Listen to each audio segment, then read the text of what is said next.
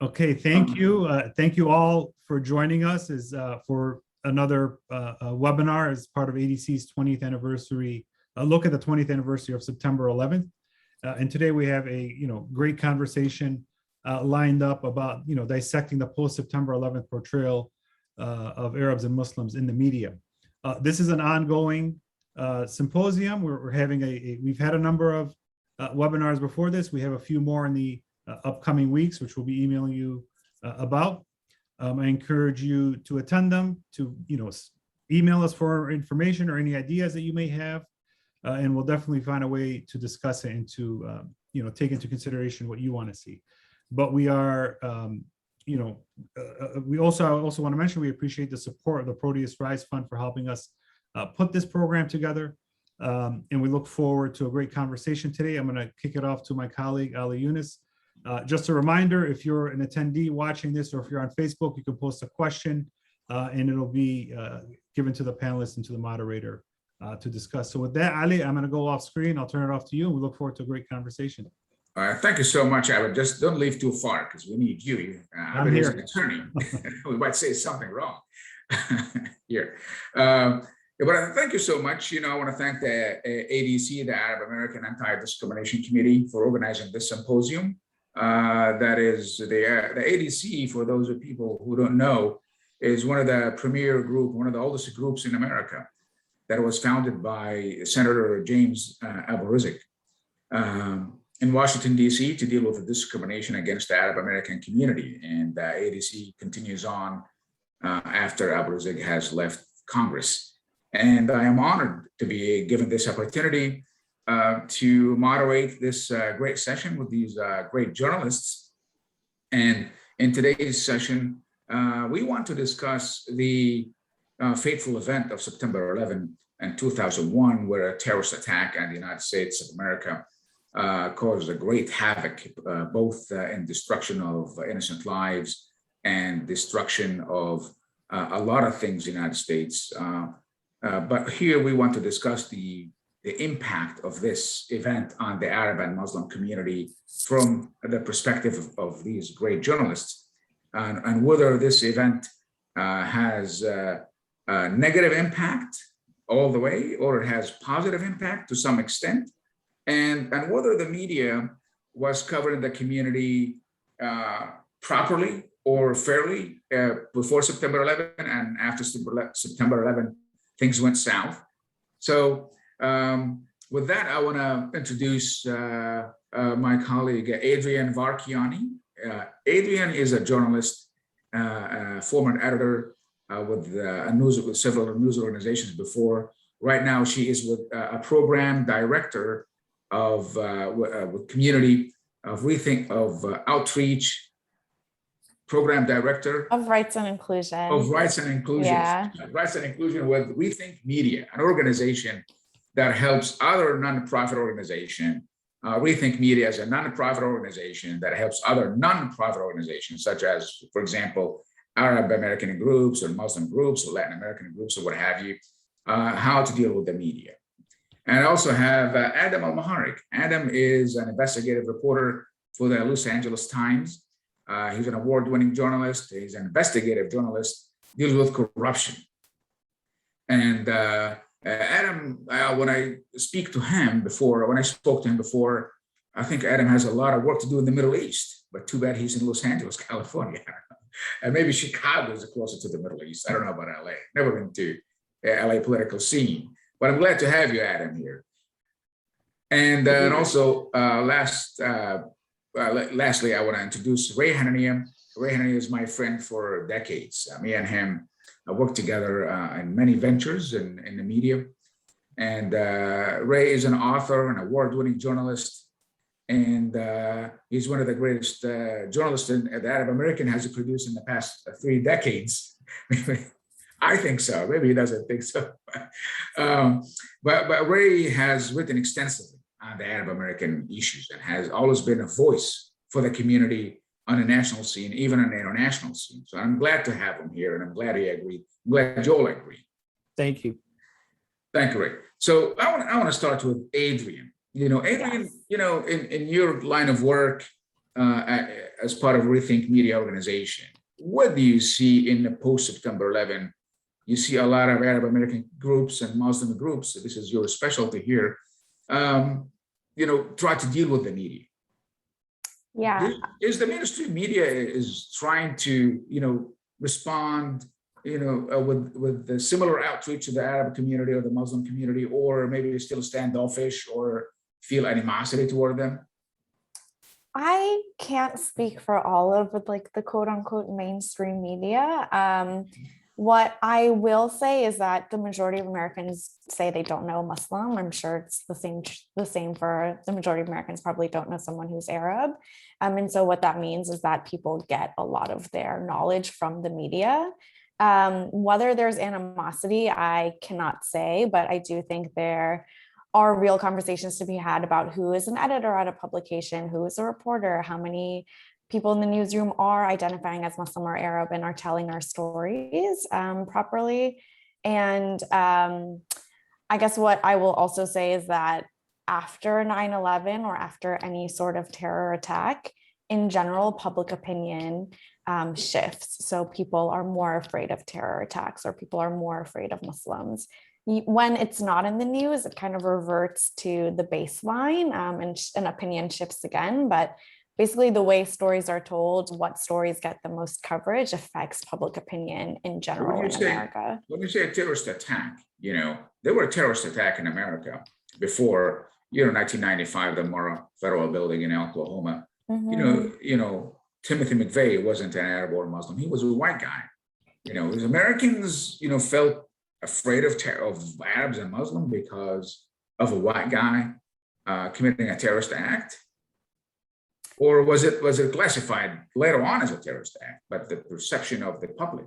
Yeah, I think the question of what is terror and what is not terror is like one that we could definitely have all day. In general, when any act of terror happens, regardless of who has committed it, people expect another attack to happen. Then there's real conversations about when it's a Muslim perpetrator, when it's an Arab perpetrator, when it's any vaguely brown perpetrator, that attack may get more coverage than when it's not. But how does the media respond to that? Do they reach to the Arab and Muslim community and say, well, what do you think? Or are you denouncing that? Or are you a suspect? Or, Yeah, I think we used to get a lot of like, what do you think? I don't think I'm hopeful that that's not true anymore. Maybe Adam can speak a little bit about it since he's in a newsroom right now. But I don't think it's like, what do you think about this terror attack anymore? I think over the last few years, we have seen more conversation about like the things that our communities actually want to talk about. And I think public opinion in America has shifted in terms of what they perceive as an act of terror. We have seen, more public concern about white supremacy, for example, or white supremacist attacks, especially after January 6th. And so I actually am a little bit optimistic about the media trends. The one that's worrying me more is like the people who are leaving newsrooms, who are more Black and brown and who are telling our story. So that concerns me a little bit. But I find hope in like what media looks like now versus what it looked like in 2001, maybe. Well, the media has shifted. The traditional media, and they say legacy media, the regular TV and all that is changing and shifting. Now we see a lot of social media and a lot of on YouTube. I could just have a YouTube channel. I have my own TV station. I could just reach out thousands of people. Otherwise, I wouldn't have. I would just beg a reporter to have my voice. And with that, I'll lead to Ray Hanania. Ray Hanania has a lot to say.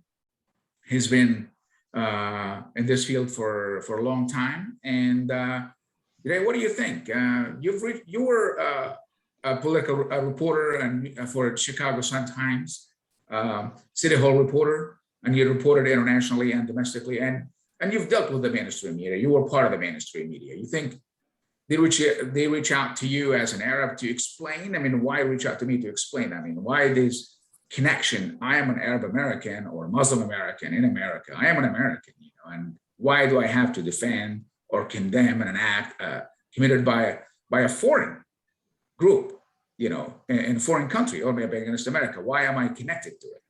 For example, do they bring a Mexican American to say why the drug cartels, bringing all these drugs into LA, or California or Arizona. Do they do that? So what do you think? Well, I got started in journalism in 1976. And at the time, I think they thought I was Italian. If they knew I was Arab, they weren't going to hire me. So I got hired. It wasn't until I started expressing feelings for Arab topics that I started having trouble. And I think that I've always believed that the mainstream media has very talented people. And I would say 90% of what we cover, we do a great job. But there are some areas that are like minefields. The Middle East is one, partly because of the conflict between Palestine and Israel and maybe a few others. I think that that's really kind of weighed heavily on journalism in our community. And I think that editors look at us with a little bit of suspicion. We don't get, I got hired because I was a activist in the 70s, writing letters to the editor complaining about anti-Arab stereotypes. And the editor that hired me said, I was tired of rewriting your letters. I decided you were a good writer. I'm going to make you the education reporter. And then eventually I covered Chicago City Hall for 20 years, but they hired me to shut me up. And as long as I covered politics, they loved me. Whenever I would try to say, wait a minute, the way you covered Palestine is biased, I would get in fights with editors and they would get mad. And I was the only Palestinian, working at the Chicago Sun-Times, for years. And I'm not, there were a lot of Jewish reporters who were working there who could talk about Israel and write about Jewish, culture and Israel, all they wanted. But every time I would try to write about Palestine, the editors would get really upset. And they one day explained to me that, all this stuff, you want to ruin your career, write about Palestine, because nobody cares about Palestine. And what they meant was, if you wrote a story about Israel, they get 300-400 letters to the editor. They would get positive compliments. They would get advertising. But if you mentioned anything about the Palestinians in a positive way that was critical of Israel, you would be attacked. And there'd be no Arabs writing letters to the editor to say, hey, you're right. So it was a combination of a lot of factors back then. But after September 11th, I'll make this real quick. I think that on the one hand, there was a lot of anger and animosity against us. But on the other hand, it was an opportunity. More September 11 was an opportunity. Oh, absolutely. I think a lot of good editors and people in the public wanted to know really who we were, because this attack was far worse, obviously, than any of the other violence that was covered, even more so than the Murrah Federal Building, where we got blamed, initially. I think there was a great opportunity, and it's slowly changing, but I don't think it's been as productive as I think it should be. We still don't have enough Arab journalists who can write about being Arab. Our story should be a part of the coverage of any newspaper. Our experience. American story as well, because many other ethnic groups, discuss their backgrounds and provide an expertise, for the newsroom. About the issues of their communities. Listen, I love it when someone comes up to me and says that I'm unpatriotic, because I don't support, because I criticize the U.S. government policy on Palestine and Israel. And I point out to them, I served during the Vietnam War. What did you do? And 90% of the time, they never even served in the military. So it shuts them up pretty quick. And then when they say that I'm anti-Semitic, I quickly point out, yeah, but my wife and son are Jewish. So how anti-Semitic can I be? So you have to be prepared for that demonization that they're going to throw at us. And we have a lot of assets. Yeah, I will come back to responses, how to deal with the nuances of the mainstream media and how the mainstream media may be cherry picking on the issues and deal with the Arab American professionals or Muslim professionals, whether to speak on Palestine or to go safe topics and what have you. So, Adam, what's your take on this? What's your take on the mainstream media in today's landscape? There's a lot of, evolving events, Afghanistan, Iraq. Since September 11th, we had Iraq, we had Afghanistan, we had, ISIS. There's a lot of things to digest for Americans. So are we, as Arab American professionals in the media and journalists, are we doing a good job, or should we do more? Or there's a lot of huge walls standing between us and the mainstream media? I think as Arab American journalists, Muslim American journalists, there's a lot of ground that still needs to be covered, a lot of progress that still needs to be made. I mean, actually, I think that the election of Donald Trump was one of the biggest gifts to Arabs and Muslims in this country in terms of how we're portrayed in the media, because all of a sudden, because Donald Trump hates us and wants to ban us from the country, wants to prohibit us, we've sort of become, like another one of his victims, right? Like Black and brown people and Latinos, and now he's going after Muslims too. So all of a sudden it feels like something changed, where on the left, at least, you have all these people sort of rallying to the cause of underprivileged, underserved minority communities, and that includes Muslims and Arabs. So I think that I have sensed a little bit of a shift in terms of how Muslims and Arabs are covered in the media and in the national conversation. Really, ever since Trump was elected, I feel like it was a big there was a turning point there for us. So you think the turning point is the election of Donald Trump? Ray thinks the turning point is besides Donald Trump, but it started off with September 11th, because Ray was way before September 11th, in the 70s, was added in the media, and it was having problems in the media, and he was hired. But I remember when he wrote a series for the Chicago Sun-Times, I think in the 89 or 90s, and I think he had a problem because he wrote about Palestine, so a lot of antagonism. But I think, in all fairness, you could write about Palestine all you want nowadays. It's not as bad as it was before, because there are so many voices. So what do you think, Adrienne? Is there repercussions if I say, well, Palestinians deserve a state and they should have rights and they should have freedom? Is that problematic for a reporter, or? I can't say what it was like in the 70s, obviously. Yeah. But I think that I think it's better than, my guess is it's better than it was in the 70s. But I mean, we saw that AP reporter who was fired because she volunteered. She was a student at a Students for Justice in Palestine organization at her college. You know what I mean? And that was like, had nothing to do with her reporting, had nothing to do with anything that she was doing today. And still she was fired. I think that was shameful. I think a lot of people found it outrageous, which is the thing that I'm taking some hope in and some optimism in. But I do think like anti-Palestinian animus is still real.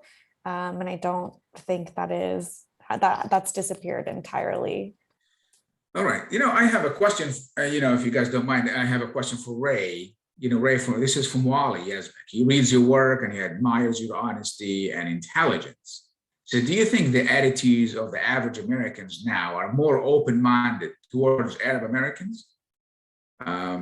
He says he was labeled Iranian. He's been here for 48 years. He was labeled as Iranian, and he should go back to where he came from. So he was subjected to discrimination.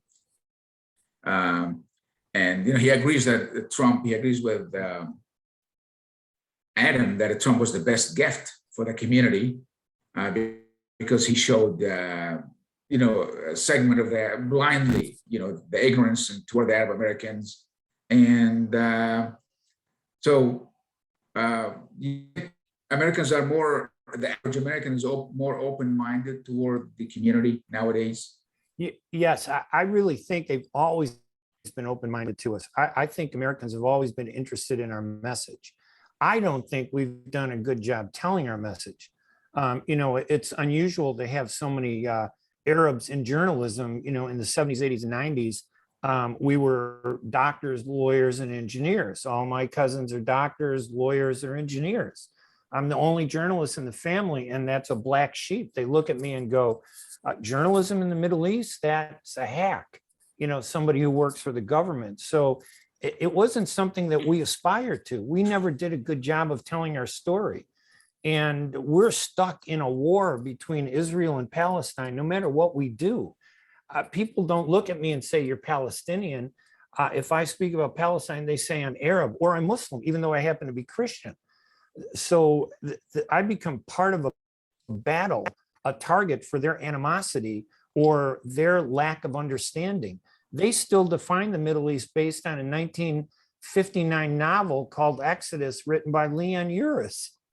That's how most Americans understand the Middle East. From that, and then from there, they'll spin off to some of the newer things. Today, I think, though, that we're doing a better job of telling our story, but I still think the one big flaw that holds us back is we still act like we're physically in the United States, but we're mentally back home. We talk about the Middle East, but we don't talk about Arab Americans. We don't really, as much as we should, the way Jewish Americans talk about the American Jewish community. We don't have a media, an Arab American media that's strong. It's very weak and it doesn't get any support. It doesn't get any support from the people that hate us. And it doesn't get any support from the, Arab world. They don't see Arab Americans as being a significant part of the agenda that they have when they deal with the United States. And I think that's one of our big problems. And I'll say Adam's point, I think, was really right on target. And I think what he was trying to say, and some people might misunderstand it, but he was saying that Trump kind of put us in the category of being victims for a little segment, and not because they cared about us, but because I think they hated Trump so much, they embraced all the victims, including us.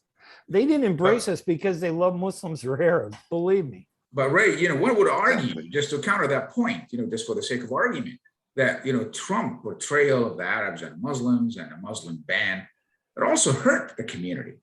Yes, he did. It's a dehumanization of the community, both the Arabs and Muslim, and the enactment of Muslim ban. Yes, there were opportunities because of this ban or because of the dehumanization. Don't tell me that any president has been good to the Arab community. Back in the 1970s, I served during the Vietnam War. As soon as I get out, the FBI investigates me because I happen to be Palestinian for 2 years. So the point is that just because one guy openly says he doesn't like us, and one guy says he likes us, but his policies openly don't like us, I don't think there's any difference. American politics, regardless of who has been president, has been very specific in where they support us. But overall, I think it's been very negative toward our community. Well, let me ask you, Adam, you think this is, Ray's point, building on Ray's point, is this inherently that we are, condemned forever, that of all presidents across the spectrum, that they view the community, the Arab Americans or Muslims or people from the Middle East as enemies or as a threat to the U.S.? When will we ever be accepted, in this country?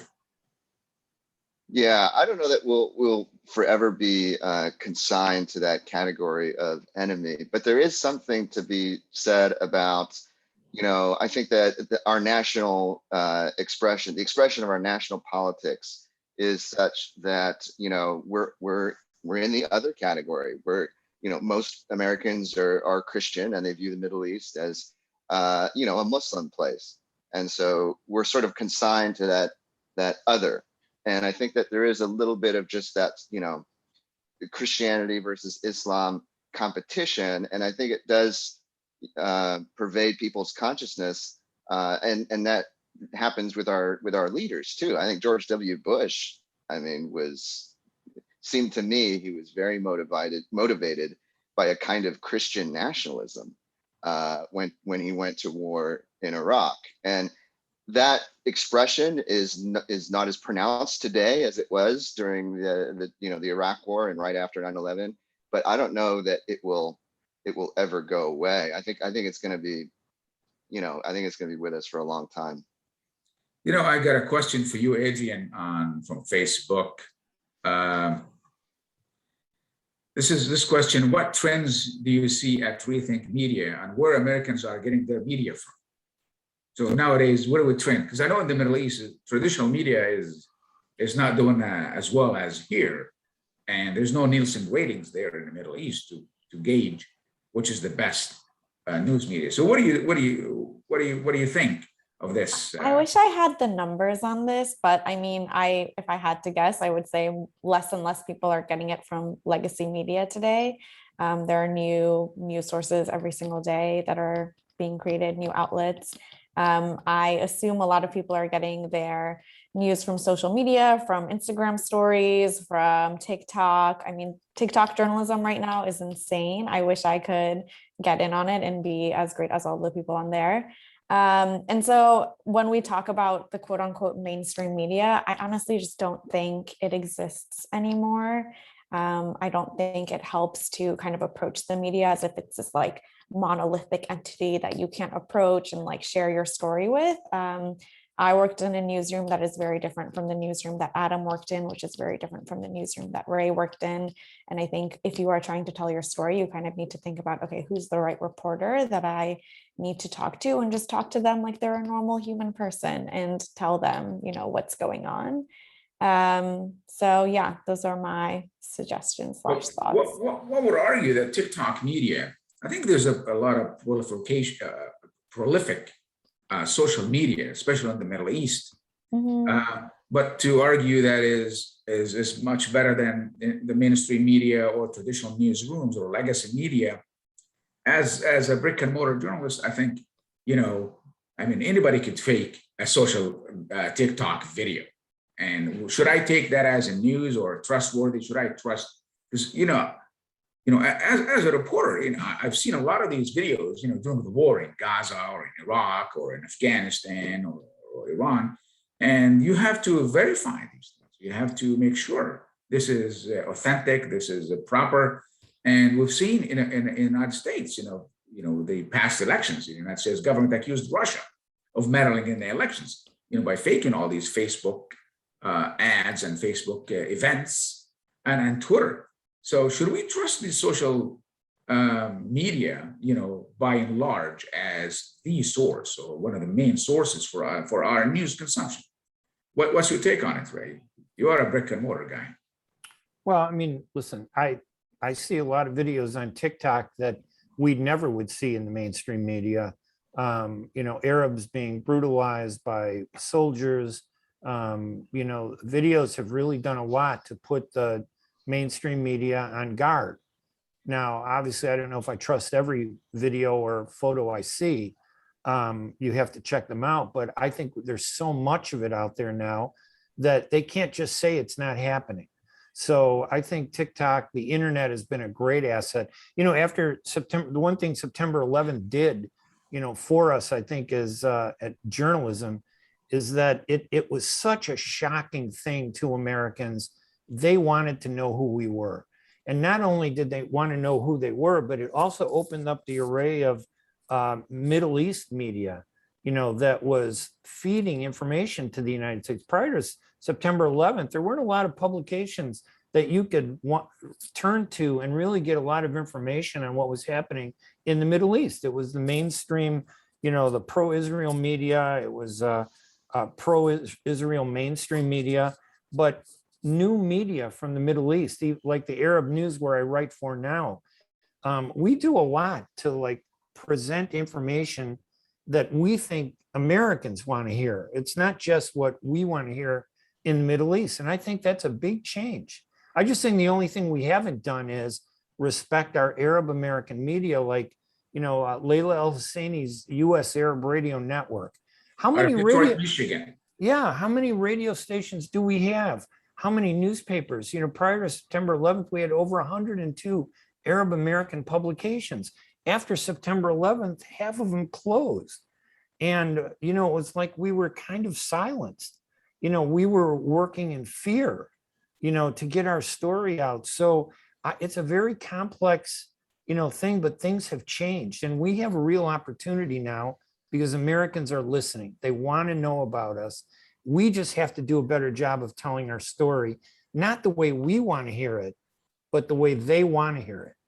You know, we shouldn't talk to ourselves like the choir, you know, and rally and do a Debka and, you know, sing Ala Del On every time we get together. We should be thinking about talking to Americans. What do they want to hear and how do they need to hear it?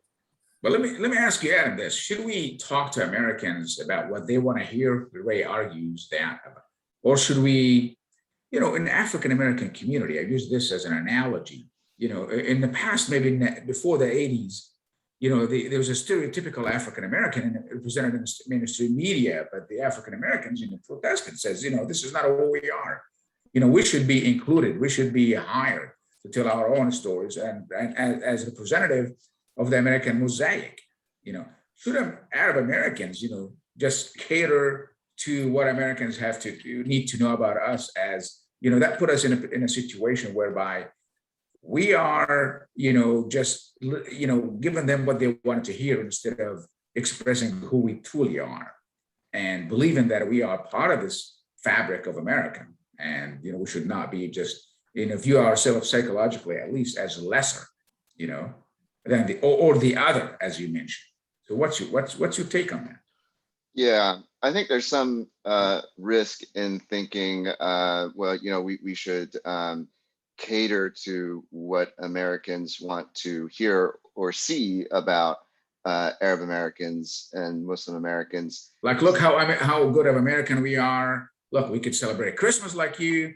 We eat turkey on Thanksgiving like you, or, you know, I'm in the military. The problem with that story, those stories, and then every newsroom is going to say this, is they're not really stories. That's not really the news, right?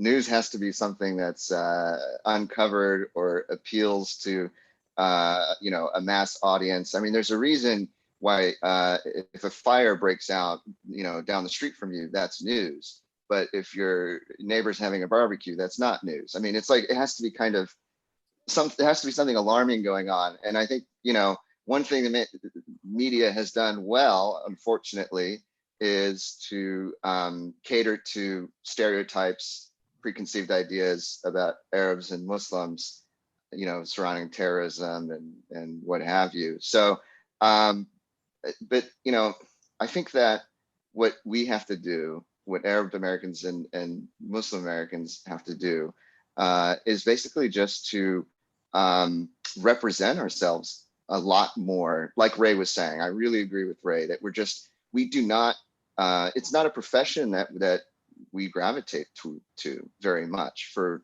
whatever reason. And I think that culturally, yeah. And I think we just need a lot more Arab Americans, especially really. We have some Muslim Americans at the LA Times newsroom, but not a lot of Arabs, certainly not a lot of Palestinians.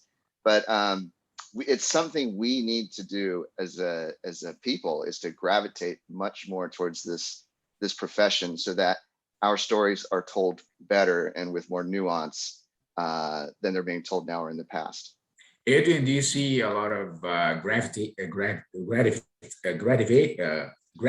from the Arab American community or the Muslim community or the Middle East ethnic groups, you know, kids wanting to be a journalist or wanting to be a host, you know, in the media? Do you see that in the communities that you outreach to? I think so. I think there are more people who are interested in pursuing degrees that are not like engineering or law. If you pursued engineering or law, that is totally fine. We need engineers and lawyers in our society. But I think there are more people pursuing journalism, like the people on this panel right now. I think the thing that I am worried about is also the burnout. Usually the people who leave a newsroom first are the ones who are underpaid, the ones who are overworked, usually the ones who look and sound like us. And so there's a reporter that I love who covers immigration in Minneapolis, and she just left. And so it's like, you know, it's a little bit depressing for me to see, as someone who also used to work in a newsroom, to see who stays in journalism and who doesn't stay. And there's a lot that needs to be happening from the editors to like kind of build enough support in the newsroom to make sure that we stick around. And otherwise, there's going to be some stories that are told and some stories that aren't told at the end of the day. Well, I see a symbiotic relationship, that the community, Chicago or Los Angeles or Detroit, Michigan, where there is a large community of Arab and Muslim Americans. I think if I was a head of a news channel there or a newspaper there, I think it's just prudent that I hire a member of the community to cover that community, being a large community out there, but if the community doesn't show interest, it doesn't write letters to the editors, just Ray said, or doesn't engage with the media, having wanted their voice to be, I think that would be problematic, for any news media to cover that community, but I think based on my experience and your knowledge and, experiences out there, we see changes after September 11. I remember there were very few Arab Americans in the news media back then before September 11 and after the immediate aftermath of September 11. But now I see great numbers, a lot of numbers. I see Elmahrek in the Los Angeles Times. I see others in the New York Times and other publications. But here I want to, Ray, you got Rafiq Jabber is agreeing with you with your argument. That Arabs and Muslims should work with other communities in America, and he emphasizes that we should not lose our roots or our core values. And he's asking a question: do you think, or maybe for everybody, do you think we should work with other minorities such as Latinos? So, Adrienne, you cover communities. You see cooperation between alliances, especially when it comes to the media, and you train nonprofit organizations on that. Do you see that happening there, cooperation? I see on the political side, but what do you see? Yeah, I'll also address something in the chat that's saying like not all Arabs are Muslims, not all Christians, like not Iranians are also not Arabs. I'm Iranian, so I feel a little bit out of place on this call, but I will do my best. I think like my perception of Iranians, I don't know what it is on the other side, is that there is some animosity between like non-Arab Iranians and Arabs. And so there's animosity between like Iranians and Afghans, Iranians and Kurds, like everyone has animosity in the Middle East, is my perception. All of the animosity, and that's not working, right? Like that's not working for us in America. It's not working for us in the Middle East. And here, if we're organizing, we need to kind of have a broader look at racial justice and what that means. That means working with Latinos. That means working with Black Latinos and white Latinos and brown Latinos. That means working with the Black community in the United States, which has been oppressed for way too long. That means working with working with the Asian community, which has seen a spike in Asian hate in this country. I don't think we can do it alone. I don't think we will be successful. And I think the way hate works is that it targets every single person. It's not like, Adrienne, you're Iranian and we hate you for that reason. And Adam, you're Arab and we hate you for that reason. Like that's not how it works. And so I think the way that we move forward is just by working together. Yeah, it's a funny thing because if something happened in Iran, and I'm an Arab, I could accuse being an Iranian for a racist guy says, "Hey, you're Iranian, go back to where you come from."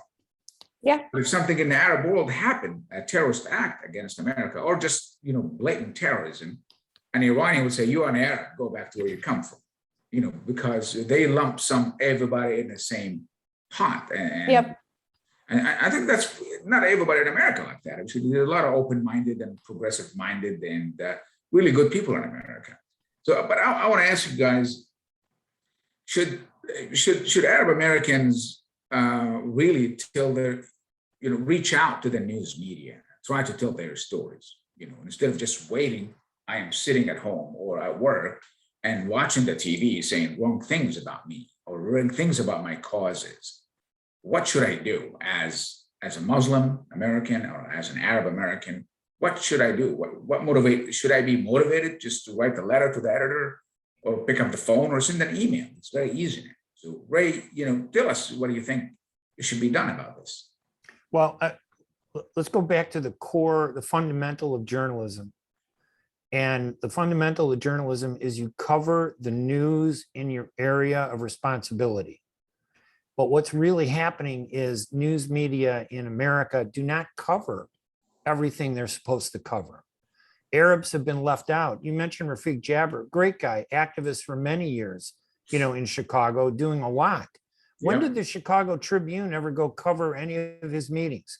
When did the Chicago Sun-Times, when I worked there, begging them to cover the Arab community, it was to them, they didn't see the Arabs as a news story. They saw us as a political story engaged in violence, and they only reported on us when there was an act of violence by us. But we elect somebody to a major corporation, it's not a story. We're not Arab. Why don't they do a story about the lack and absence of Arabs in Hollywood? Why don't we have our own TV show? If this were the Jewish community would look at it and say, hey, we've been in this country 200 years. How come there's no Jewish American program on TV? But because it's Arab Americans, nobody in the media is asking that.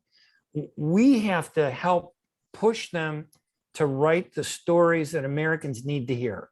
So the Arab Americans have to be proactive. Well, we do. We have to learn how to put out a press release. We organize a meeting. We elect people to office. We should tell our story and not wait for the Tribune to come and cover us. And if the Chicago Tribune doesn't cover us, we should give them the information. And when they don't write about it, then we should go lobby them and tell them, write about our community. We have been AWOL in that respect, and the media has taken advantage of it. They don't want to cover us. We're a controversy, and they don't understand us. I mean, Adrienne's Iranian. I don't know how many times I've been called Iranian, in my life, and Muslim. People come up and say, you're a Muslim, you're an Islamic this or whatever. And I'm proud as I'm Christian, but I'm Muslim by culture. I feel very proud when people think I'm Muslim, and then I had that one lady that came up to me after a speech and said, I can't believe you abandoned your Christian faith to become an Arab. And I looked at her and how do I even speak to that? Oh my God, no. But everybody has a story like that where the level of, are you kidding me? You should have told her Jesus was born in my country. I started comedy. I said, my mother's from Bethlehem. Jesus is my cousin, lady. Leave me alone. She started laughing. And I realized back in 2001, something that Ahmed discovered way before me, that comedy is a very great way to outreach to Americans. And I got into stand-up comedy as another spin-off of communications. That's great. Oh, Adam, what's your take? I mean, you are in Los Angeles. LA Times is a major publication. Los Angeles has multiple communities of Arab Americans in different parts of LA. Anaheim, Southern LA. You have Iranians and big groups there, and you are an Arab American, Palestinian American. So what's your take? Do you see your role? Do you see yourself as an island in the media right there, an isolated island, or part of a trend, see more of a community, not just Arab and Muslim, but also it could be, other faiths, Christian Arabs or Christian Iranians, or Jewish Iranians, being part of that, melting pot in Los Angeles. What's your experience there? Yeah, I mean, I think that we are gaining a more Arab journalists. We have a few at the LA Times in a staff of, about 500, which is not a major representation.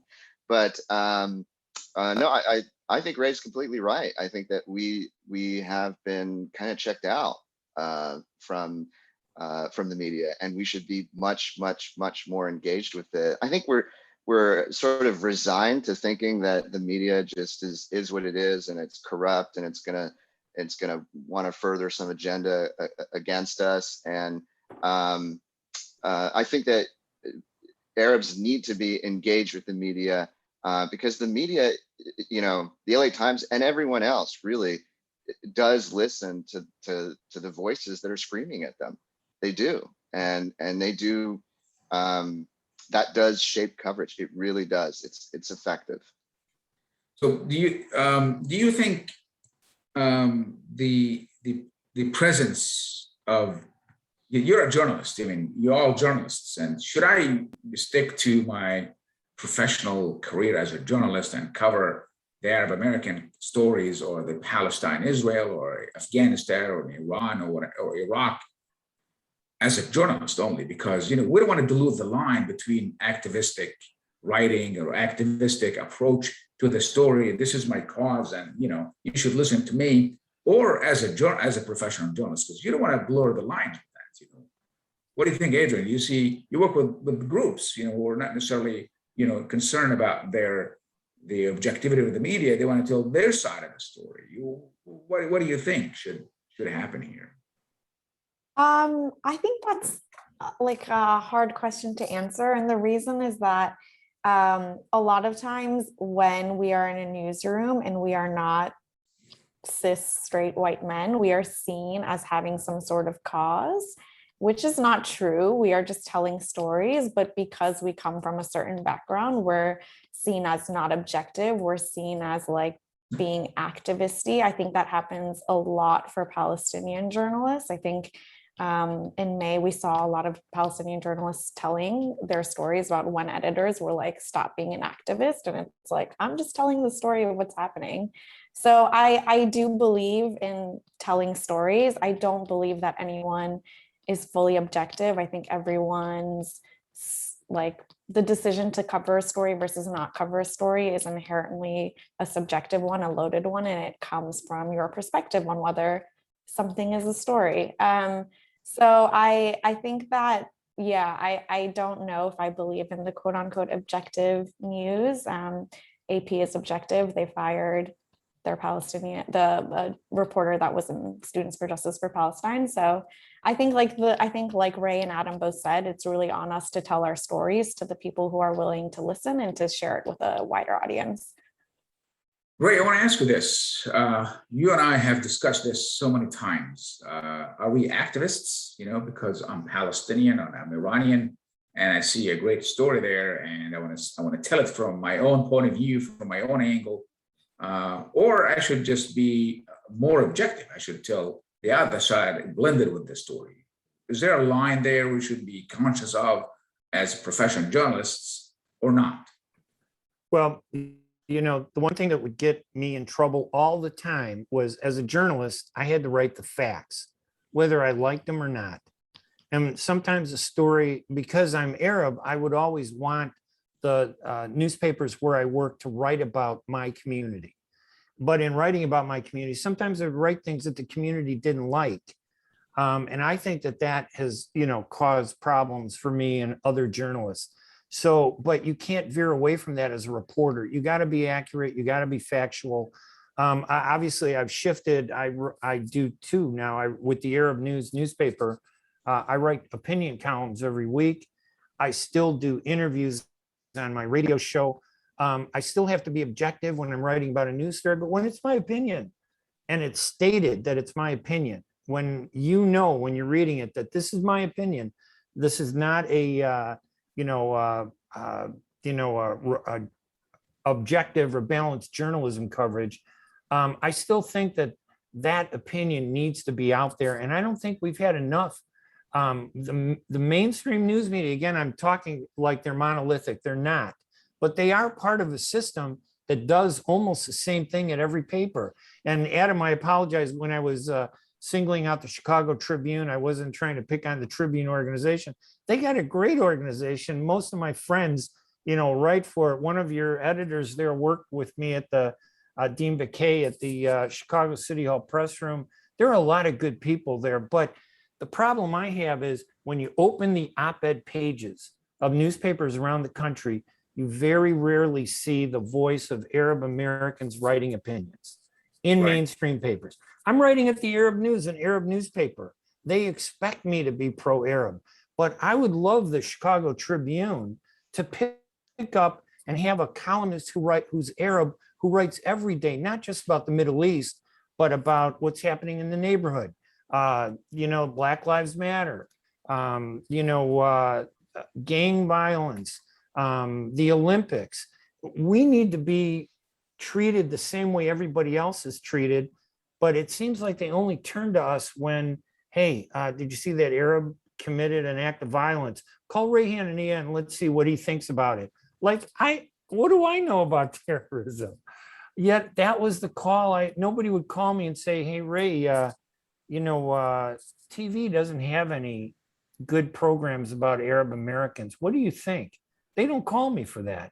I want a show called Everyone Loves Abdullah. That's what I want, about an American family, Arabs, and, they could be Muslim and Christian living in the United States, living like everybody else. And occasionally they slip in, the hummus and the falafel and culture. That's what we need. We need to be subtle in how we're presented, but they won't let us be subtle. Well, Ray, let me ask for the panelists, post September 11, you argued, Ray argued and Abdullah argued and perhaps Adrienne, that September 11 opened opportunities for our communities, across the United States of America, opened the door for us, to here we are, we could tell our stories, we're not, why we have to be connected to some foreign group, some foreign terrorist group that committed an act, and we have nothing to do with it. So are we taking advantage of this door, or do we see a lot of us numbers?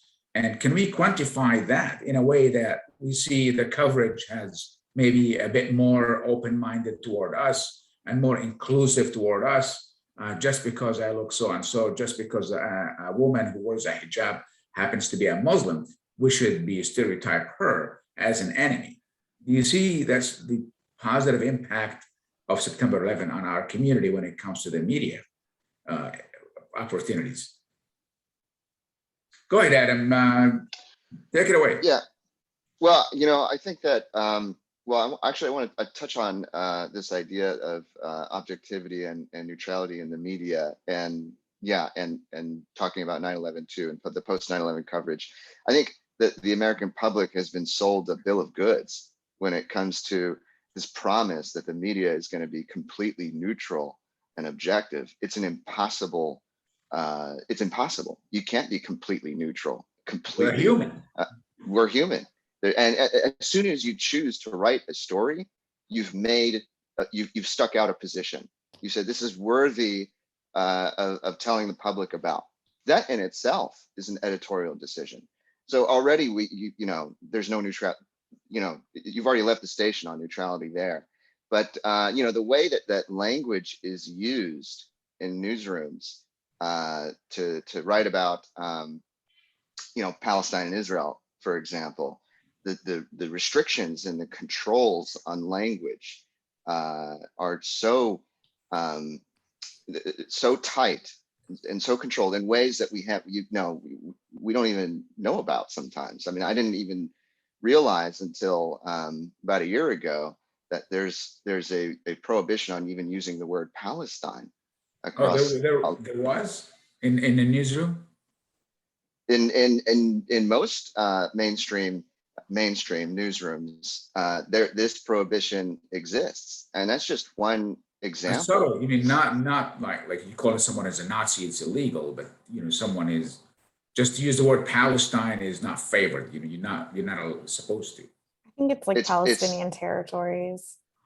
Yeah, Palestine. You could use Palestinian territories, the Palestinians, but the word Palestine itself, you can't use it unless it's inside of a quote or something like that. And they come up with all kinds of reasons for why we can't do this. Because it's not a country from an American perspective. Right, because it's not a recognized state. Well, it does have UN recognition as a non-member observer state.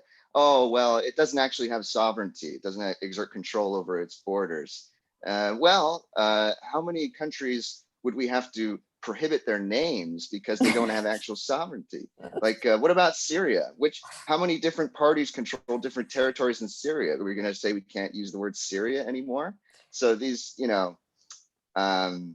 so that's just one example of the kinds of controls that have been in place and really make it difficult to tell stories in a fair way. Definitely not in an unbiased or neutral way.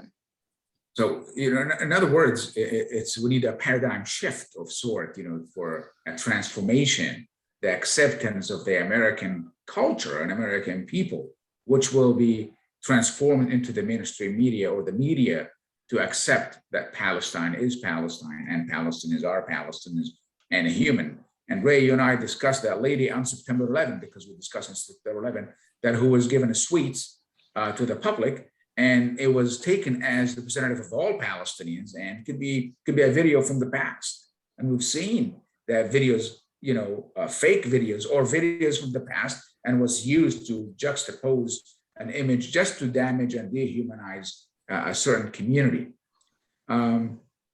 With that, I want to just, Israel and Palestine is dominant in this conversation issue. And because we're not discussing Islam, and I think, the way Islam is only with Donald Trump, came about, Muslim ban, and if you're wearing a hijab, you become a stereotyped as an enemy. But, Adam, you said, the word Palestine is an issue here.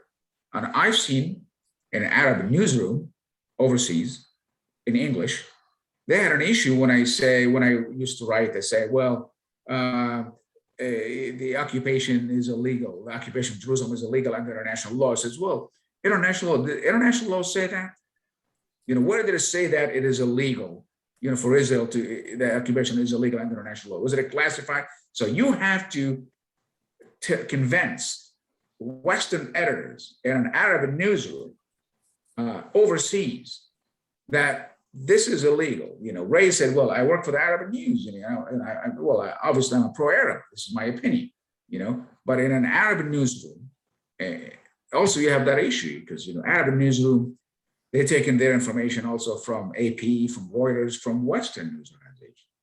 So not necessarily indigenous. And we see that with Al Jazeera, more and more coverage, more indigenous, more Arab voices. But I see on Al Jazeera, for example, and a lot of people perhaps agree with me, that they prefer more white, male, Western expert to talk about Afghanistan instead of bringing an Afghani person, an expert Afghani person, or an expert Palestinian, or someone who speaks Arabic to the Arabic audience, instead of getting someone who, and I'm not saying these things against the Western experts who could be great experts, but for a story that requires someone who speaks the language and knows the nuance of the culture, wouldn't it be more proper to bring that person? Because we say, well, how come the LA Times doesn't, bring an Arab reporter to talk about me as an Arab American or Iranian American or Chicago Sun-Times or a New York Times in New York, but the same thing happening also overseas how is that happening here? This is the dominance of the American news media also goes into the Arab world as well. So you didn't see that change as well in the Arab world, or you didn't see that struggle, or you see that activism in the Arab world media says, well, why do you do that? The Arab world media just say whatever it wants and write whatever it wants. Nobody says anything to them. There's no outcry from them, the way we are trying to do here. Have you experienced that, Ray, before with the Arab media? You worked in the Arab media. You're trying to get me fired? No, are they westernized? Because we talk about Arab Americans, and we should be critical of ourselves too. Yeah, and I don't mind doing that, but let's be honest. I have never worked at a newspaper that every newspaper. Let me say it this way: every newspaper I've worked at always had some red line. Every newspaper, American, Middle Eastern, doesn't matter. You learn. When I was at the Chicago Sun-Times, there were topics I could not write about that no one on the staff could write about. We couldn't write about certain people. We couldn't write. There were restrictions, and it was like that every place. So yeah, there are some restrictions, but I think that we need to focus away from the internal fight, that sometimes we get into as Arabs. We're working with one hand tied behind our back. We don't have a level playing field when it comes to journalism. And the reason I know why journalism is so strong, I should have been a doctor. But I remember when I finally got that report from the FBI, it started out saying 40 pages.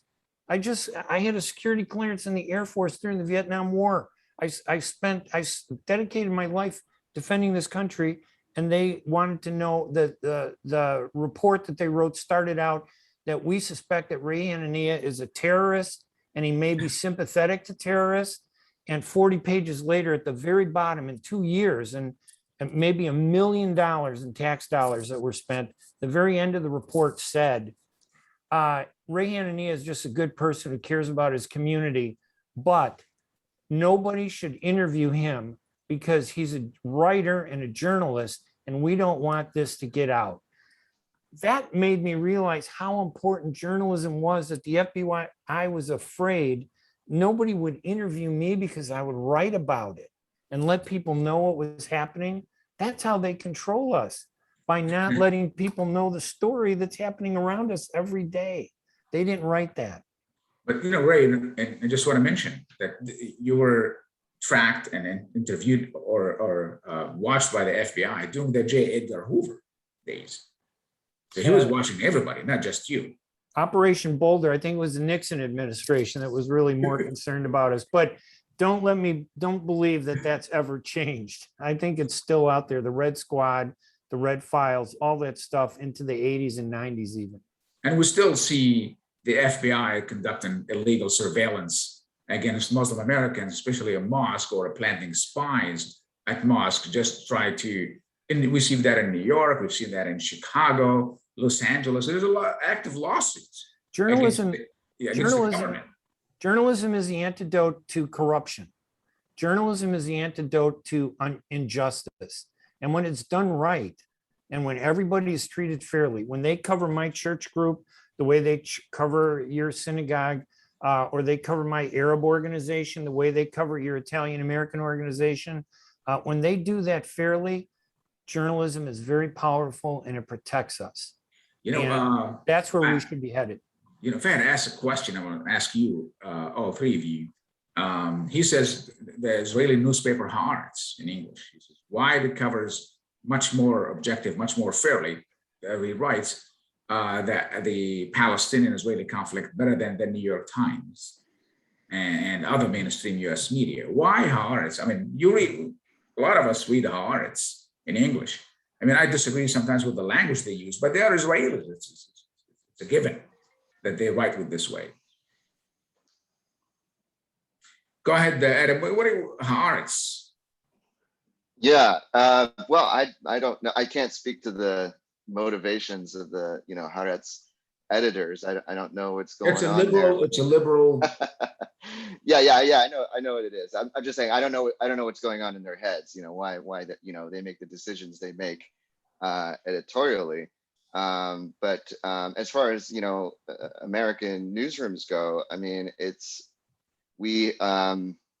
I think for whatever reason, we believe that Israel is, our staunch ally in the Middle East. And so much of American journalism is an expression of, at least in terms of foreign policy, it ends up being a vehicle and expression for national foreign policy. And so, that's American newsrooms, major American newsrooms. I think that they just take their cues from DC in terms of who our allies and our enemies are, and that's why we're so pro-Israel. I think that's just basically the explanation for it. So if the U.S. government says, well, we are pro two-state solution, the U.S. national media says, well, let's cover that. This is something that U.S. in the best interest of U.S. national policy. If you deem someone as a terrorist or someone is bad or Palestinian, this or that, they take the cue from that. Is that an argument, Ray, if you agree with? Well, maybe, but Haaretz is writing for an audience in Israel, and although they have a big audience in the United States because they're English language. And I think that they're freer in Israel to debate the issues than we are here in the United States. Adrienne pointed out the story of the AP reporter. If that happened in Israel at Haaretz, I don't think anybody would have cared. They just say, oh, she's a leftist or he's a leftist, or whatever. But here we can get fired. That's why we have so many Arabs at high level profile positions in journalism. And I don't think that they present their personal experiences. They don't put them out there as being Arab the way others do, being Jewish or being Italian or being, Irish. I think those experiences are important. And I wish that we could tell people about what it was like growing up Arab in America. Well, you'll have that opportunity, I'm sure, in the future. Right? Yeah, but when it's like in 1988, it was the only time that Chicago Magazine ever allowed an Arab to write a story, But we about growing up an Arab in America. And then it took another 2 years before Lorraine Alley at Newsweek wrote "Growing Up Iraqi in America," and then it still is kind of at a low. It needs to shoot up there. Yeah. And I only have about a minute for this great session and a program. Adrienne, do you want to give it a final thought about what do you think? Your experiences with the communities that you deal with, are they more courageous? Do you see hope with the communities that you deal with? Yeah, I do see hope. Yeah, and I think a lot of that comes from the shifting newsrooms, and a lot of that comes from really great activists who are not afraid to go to journalists and say, like, this is my story, please share it with a wider audience. And I guess I would just encourage everyone on the call to do that. I'll just speak for myself, but I'm sure maybe Ray and Adam feel the same way. If you feel weird, if you've never talked to a journalist, like, please hit me up. I'm happy to walk you through it. I don't think it's as scary as maybe a lot of people think it is. And you should do it. You should tell your story because it's an important one and more people want to hear it. So Adam, are you open? People reach out to you, say, well, I have this top secret about story, corruption in the Arab community. Would you deal with it as corruption in any other story, in any other community or any other segment of the society? Of course, absolutely. Our mission is to hold powerful people, institutions, and groups accountable. And I would treat an Arab organization or an Arab person just like I would any.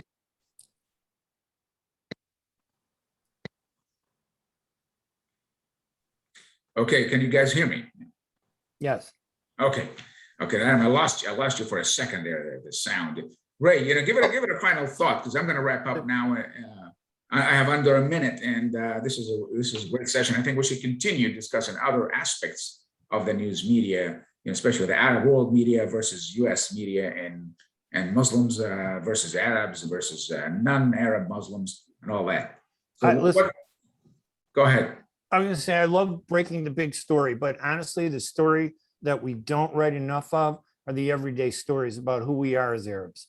And I think the Arab community needs to get involved, to send us press releases, tell us what you're doing at your church meeting, tell us what you're doing at your hafla, tell us what you're doing at your organization. We don't have a newspaper of record. If I wanted to look back to see what Arabs did in Chicago in the 1990s, where would I go? So we need to fill that vacuum. The scandal is easy, believe it or not.